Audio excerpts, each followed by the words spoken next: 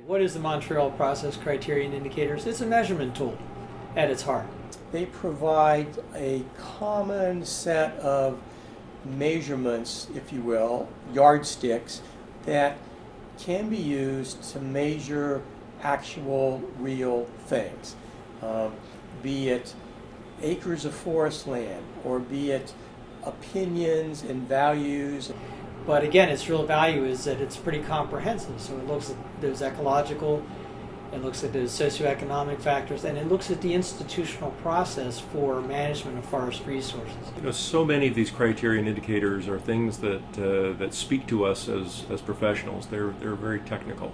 That's very important. It's important to have that sort of database there that we can work from. What's really important to, I think, most Americans as they look at a report like this and try and decide for themselves, so is this something I need to be concerned about? Is this something I need to do something about? We were essentially doing what I would call benign neglect. It was so easy, even though our forest cover had been reduced from almost 100% originally a couple hundred years ago to about a third now. We looked at the forest resource and said, we're not actively managing it very well. PCI have us looking, instead of saying, well, there are questions about whether the resource is sustainable. Is it regenerating? What are we getting a handle on the disease and pests and other problems of the forest resource? So it started us with this whole process and kind of really using that Roundtable motto, the better data for better dialogues for better decisions. And we adopted that as kind of the operational basis for what we're doing in the program.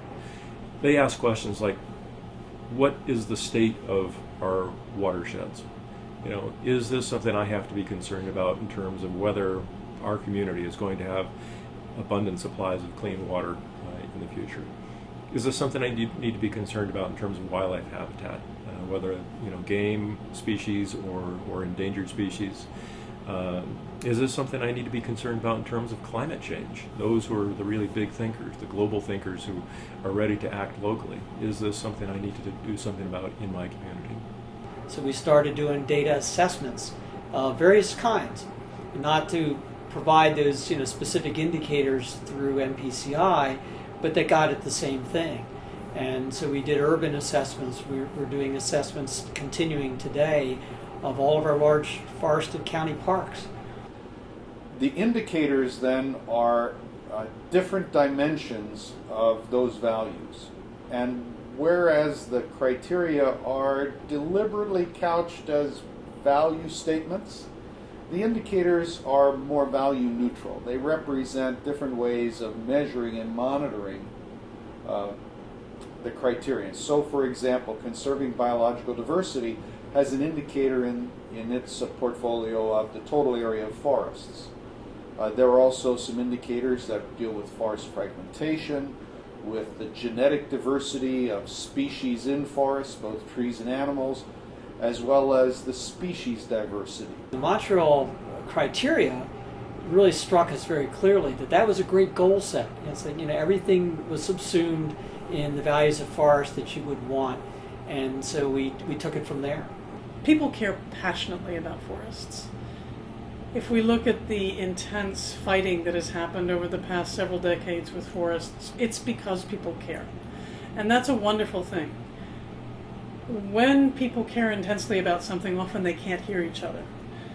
The Sustainable Forestry Roundtable, the criteria and indicators create a venue where people can look at relatively objective data, sit back and hear each other's perspectives in a different way, have a chance to agree around data, and that's a foundation for agreed upon actions. So the criteria and indicator are very, very useful tools to help people who speak different languages, if you will, hear each other and potentially come to agreed upon decisions.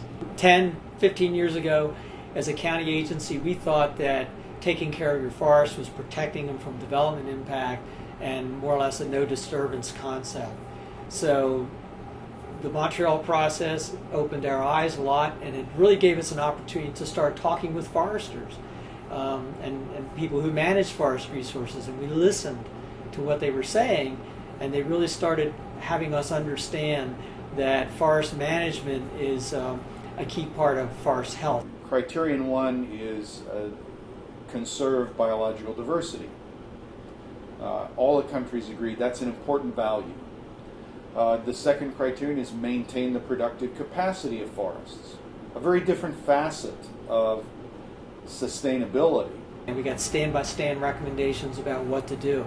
So we changed the major county issue recently was deer control. So we changed the county law to allow us for the first time to do deer herd management in county parks. We're dealing with invasive species in those parks. We're working to diversify the structure of some of the stands, reduce high basal area, overcrowding, overstocking of stands to allow more natural regeneration of systems. The state of Maryland is committing to no net loss of forest.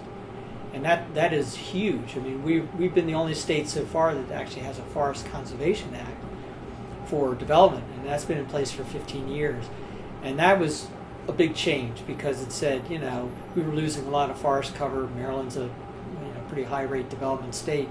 And the Forest Conservation Act slowed that loss to the point where we were protecting 2/3 of all the forests, even on development sites. So I think using those criteria and indicators at the subnational scale, which is to say regional, state, even county, or by forest type, could be extremely useful. Because so many decisions about forests are made at the state level, because forest management is regulated at the state level, not at the federal level. In order to support good decision making at the state level, in order to give county planners tools that they need, criteria and indicators would be extremely useful to be brought down to a level they can use. And while it's indicative at the national level, and that's appropriate for participating in a global or international process, it leaves open the question of how do you apply that where the rubber meets the road in the United States, which is at the state and county level. So in September 2008, just as one example, we held a workshop in Baltimore County that was called Forest Sustainability from Local Governments. And so we tried to put on a workshop that showed as an example, what is this all about and how did we go about doing it? Not that people should do it the way we did it, but just show how you could apply this at a local scale. And we had 22 counties that came, including 15 in Maryland, Delaware was represented, and 5 counties in southern Pennsylvania. So we're finding that that's part of the mission for me as a core group member and a participant in the Roundtable is to say, here's something that we find of value. We think other people will find it of value as well. It's just something they haven't heard about, maybe a little, case study about how you go about doing it, and we're more than happy to share that because we know as local governments, they're facing the same management challenges we are. All across the world, you have these countries all talking about how they're managing their forests in their native language, and they're all using the same language of criteria and indicators. That same to hear somebody in Russia talking about the same criteria and the same indicators that the people in Korea, the same that people in Japan, the same that the people in China and the United States are using in our conversations was inspiring to me.